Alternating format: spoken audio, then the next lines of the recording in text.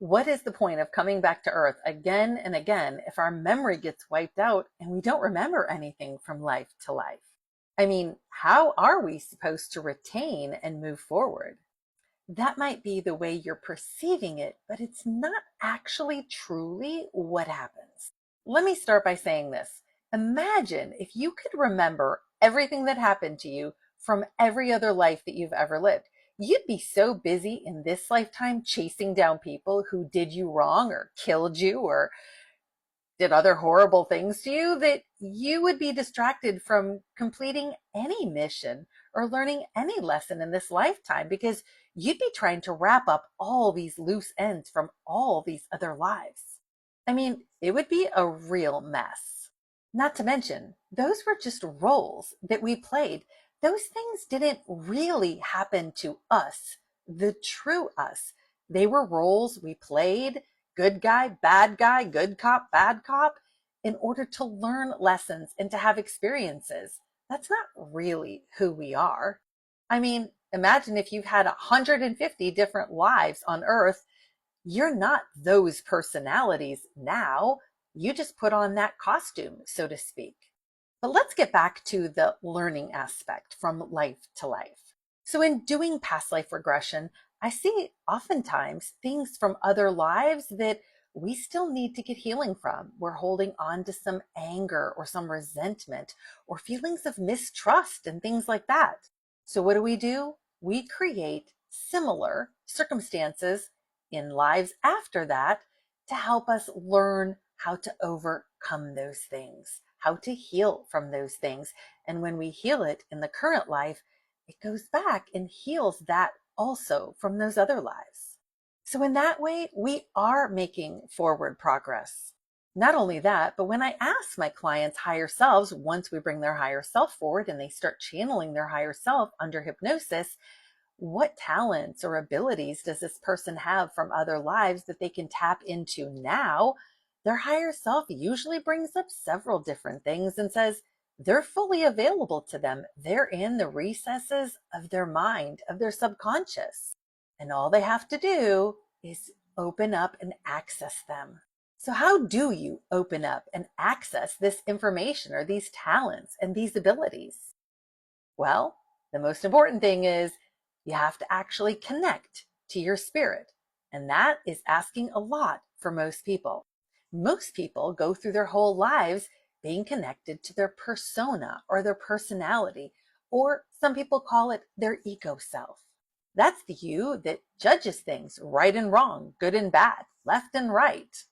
It's the you that believes in separation, that we're not all one, that we're not all love. It's the competitive you. It's the judgmental you. It's the you that doesn't forgive. It's the you that gets angry and feels like you've been betrayed or hurt or traumatized. That is the ego or the persona. Because again, none of those things actually happen to the real you. So learning how to connect to that real you, that's how you tap into all of these things and all of these skills and abilities and memories that you have from other lives. But if those skills, abilities, and memories were given to the ego self, it would not lead to good things because the ego mind is all about separation and selfishness. It's about service to self, not about service to others. And while some people just have this innate knowing of, wow, I feel like this is my purpose, like my son, for instance, he feels like his purpose, at least at this point in his life, is playing soccer. And he pursues it and has since he was 4 years old, and he's now 21, with every ounce of passion and love that he has for it.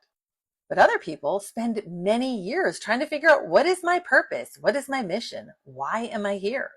And I believe that everyone can find out in the timing that is right for them on a soul level. So like for me, my purpose, my mission did not become clear to me. And I sought it with everything in me for my whole life, but it didn't become clear to me until I woke up spiritually.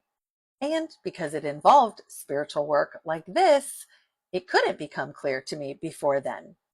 I wasn't ready for it. I had to learn how to disconnect and rewire my mind so that it was no longer so connected to my ego self, to that self that believes in separation, to that self that believes in duality, to the judgmental, selfish, petty self, and heal a lot of trauma to clear the way for my purpose. So this is what I would say to anyone who doesn't feel like they know what their mission or their purpose is. I would say, based on my experience and how it happened for me, that your soul purpose, your plan, your mission will be revealed in the timing that's perfect for you. So if you're not finding it doing what you're currently doing and how you're currently living, then I would say some changes need to take place. Because if you keep doing the same thing over and over, like the saying says, you'll get the same results. You have to do something differently, make massive change, follow your heart, listen to your intuition, practice. What does it mean? How do you do it?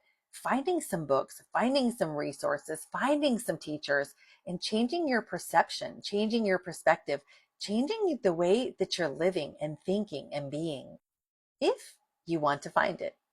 And again, it doesn't always work like that. That's just a suggestion if you're currently seeking your mission, your purpose, and you haven't been able to find it. Maybe it's on a different path. Your soul knows what your purpose is, what your mission is. So it's up to you to learn to seek with everything in you. How do I get in touch with my soul? How do I communicate with my soul, with my higher self, to be able to uncover that mission, uncover those hidden talents and abilities that I have from other lives? How do I communicate with my spirit team? How do I communicate with my higher self?